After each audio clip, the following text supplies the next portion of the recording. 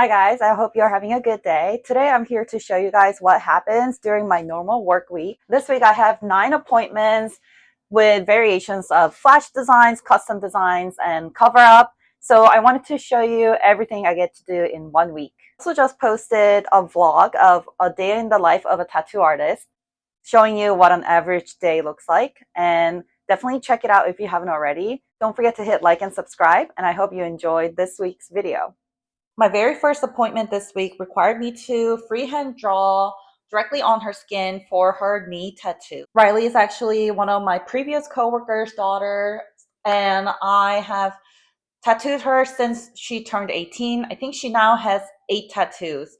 I'm so proud of her. She's a tough cookie and she sat through everything. This is a sweet pea vine because she loves sweet pea flowers. I think it turned out so sweet. We didn't want to shade it this time, and it still turned out so dainty and beautiful. Next up, I have Robin, who I actually met at a restaurant. She was a server there and she was so nice. We complimented on each other's tattoos. I gave her a business card, and thankfully, she made an appointment with me and came in to get some of my previous Halloween flash designs tattooed. We talked about being a mom, working, handling everything, loving tattoos. We had a great conversation. I loved getting to know you, Robin. I can't wait to see you again. Robin told me some of the tough things she went through in life, and I just admire how badass she is, how resilient she is, and this is why I love interacting with my clients. I have a quick break between Robin and my next client, so I got to try out Uncrustables for the first time. My family and I moved from South Korea to USA when I was 14, so I missed out on a lot of things that American kids grew up with in 90s, which was the best time ever, of course. When I took my first bite of Uncrustables, I thought it was a little too much bread, but as I worked into the center, man, it was so good. No wonder why everyone loves it. Of course, I had to try the strawberry flavor one too. I'm such a carb girl and I love it. Definitely like the grape jelly one better though. Up next, I had Janine. Janine is the owner of our Great Dane Hazel's sister, Delilah, who we almost adopted ourselves. I'm normally hesitant on tattooing significant others' initials or names, but I know Janine and her significant other, they've been together for a long time. So we decided to do this glitter effect on her tattoo. Janine does like to get tanned. She loves the sun, so I advise her, please use extra sunscreen. Good morning. Today's Wednesday, and I also have 2 appointments today. First one on my good client, Amy. We're going to be adding some stuff around the current tattoo she has. And second one on Crystal, who's also a good client of mine. She's gotten her first tattoo from me and has been a regular client since. We're going to be starting a really fun Hocus Pocus themed tattoo on her. I can't wait to show you guys everything. I also felt brave and wore my cow print shoes. But don't worry, I have shoe covers here. Today I have Amy first. I've been tattooing her ever since I was an apprentice, and now her arms are covered with the flash and little tattoos that we've been doing together. She is more of a small tattoo person, and we have patchwork sleeves going on. This design was from a t-shirt design that she came across that she loved. We changed up the mandala and the ornamental things inside to make it more unique for her. And today's floral work is based on a painting that her grandparents had in their house, I believe. She loved the colors and the movement, and I think everything went well together. I don't know if you noticed in the beginning, but she had a little bit of ink drift under her skin. It's not a blowout where the ink went too deep, but after I had tattooed the blue bird, some of the blue ink drifted to the other part of her skin. It usually happens if you've had dramatic change in weight, either weight gain or weight loss. Anyways, we were able to cover that up with the additional flowers, and I think everything turned out super cute. I made sure it was clean, vibrant, and completely Amy's style while retaining the characteristics from the painting that she had from her family. Again, this has sentimental value, and it's such a heartwarming way for Amy to carry a piece of her grandparents with her forever. So loved how it turned out. Up next, I had Christina. I know earlier I said Crystal. Crystal is Christina's sister that I also got to tattoo. I get those two confused sometimes, but today I had Tina, and we tattooed Hocus Pocus design on her. We had to change up the design a little bit in the beginning. Here is what I had in mind for her. She requested a design inspired by Hocus Pocus and Haunted House because her dad and she used to work at the haunted house together. And one time he set a can of gunpowder on fire and literally raised the roof or blew up the roof. So we wanted to capture that. So she wanted a little less focus on the Hocus Pocus sisters and more emphasis on the Haunted Mansion and some of the pumpkin and botanicals, which I was so happy to accommodate for her. Anything spooky, Halloween, Hocus Pocus, pumpkin is all up in my alley. We did the outlines today. She sat through so well. I think the outlines alone took about 2 hours. I can't wait to color everything in. Today's Thursday, and I'm starting with Astrid, whom I met when I tattooed dog portrait tattoos for her in the past. I love how colorful and bold everything healed. We're continuing the dragon tattoo on her back that we had started before. It was a flash design of mine. She has a phoenix tattoo on the other side from a different artist from like 10 years ago that we tried to kind of match or mirror. And I love how everything turned out. It has a really cool effect, even if it's not completely symmetrical. Astrid sat through so well because I know the backside can be really sensitive. I love it. After Astrid, my husband showed up with a sushi lunch surprise. So thank you so much, babe. And then my husband dropped off lunch for me at 2:30, and my second appointment comes in at 5.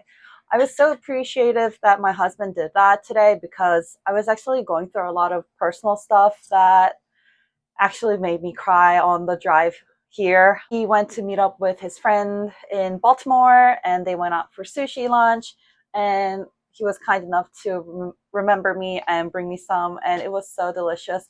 And of course, I had to forget to film that because I was so busy eating. So right now is 5:03 and my client's supposed to be here at 5.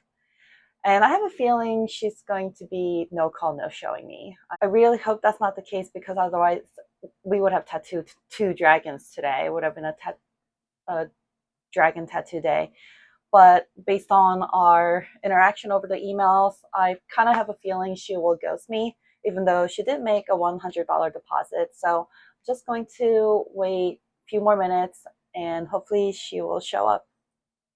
Okay, since she's still not here, I'll kind of share briefly what I'm going through. So, in my couple of previous videos ago, I talked about my potential midlife crisis 2.0. I think I'm still going through that, just wondering what there could be aside from tattooing. And the biggest thing is I really miss my adult friends. And I feel like I've lost touch with a lot of my adult friends, especially my friends who are also moms. We're just all so busy with our kids, vacation, summer activities, and so on. So I haven't had a chance to sit down with them or talk to them. And just working as a content creator too, I have started my YouTube channel, which has been really fun, but it's also a lot of work too, you know? And I see another really well-known tattoo artist starting a YouTube channel, and she instantly has like 3,000 likes, 500 comments and lots of support. But I have to remember she has been tattooing for 5 years, and she has a very strong social media presence, so I should not compare myself. And also, I'm doing this for fun anyways, but just seeing that makes me feel like, oh my gosh, it will take me so long to achieve that level. Everything kind of makes me feel defeated. And, this being summer and the constant struggle with the body image, fitness, and so on. I do try to stay positive, more worthy than my works, my followers, my looks, my social time with my friends, and so on. But I don't know. I think it's just the fact that I'm being a working mom and all that. It's been a struggle. Let me know in the comments if you have the same struggles too. I meant to say I'm more worthy than the number of followers, not my followers. You guys, I wouldn't be mean to you. But anyways, my afternoon person ended up ghosting me and no call, no showing. So this design is now available. Today's Friday, and I only have one person, Kylie. She claimed this snake tattoo design. It was originally a custom tattoo from somebody who requested a snake fairy with thorny vines, berries, and mushrooms, but that person also ended up no call, no showing. So when I posted that this design had become available, Kylie claimed it, and I was so happy to meet Kylie because her parents always get tattooed by my mentor. Kylie got something by my mentor too. I forgot to film it, but we ended up tattooing it right next to the cupcake tattoo that my mentor Scott did for Kylie. So when it is done, I will definitely have to put them two together. After finishing the half session with Kylie, my husband and I went on a date night that had been long overdue. We went to Rice Street Bar right next to Sagamore Spirits in downtown Baltimore. Everything they had was so delicious, especially that watermelon cocktail that I had in the beginning. With everything going on with my other friends, I got to really appreciate my husband more. He's truly my best friend and my biggest supporter. I really couldn't be pursuing my passion and having a dream job without him pushing me to do it. It was so nice to catch up with him, even though we live with, and it's kind of hard to have a heart to heart conversation with your spouse when your 7-year old is always interrupting you. I truly don't know how he handles all my crazies and my ups and downs all the time. He's so patient and kind. I love him so much, especially because he feeds me good food all the time. And I found some healing tonight. I'm like a little tree planted in a desert. The roots are reaching in deep and drinking up the water, which is the love from my husband and God. And I just have to remember how fortunate I am. Today is Saturday. I waited about 30 minutes for my appointment today, and it seems like there are no call, no show, which is totally okay for me because of something that happened this morning that was really upsetting. What happened was, sorry guys, I decided not to include the story in this clip because it did involve my daughter, her friend, and her mom, and this incident was a little sensitive for me to put out in public. It was pretty upsetting for me, especially with everything else going on. I had to run out of the door without even putting on makeup because I was pretty much crying the whole time, but everything's all good now. I was just so upset and stressed out that I almost canceled on my client. Um, but I'm glad she didn't come in today. Not saying it's okay to no call, no show. It's still really rude. Please don't do that to your tattoo artist. Always give notices, even if you changed your mind.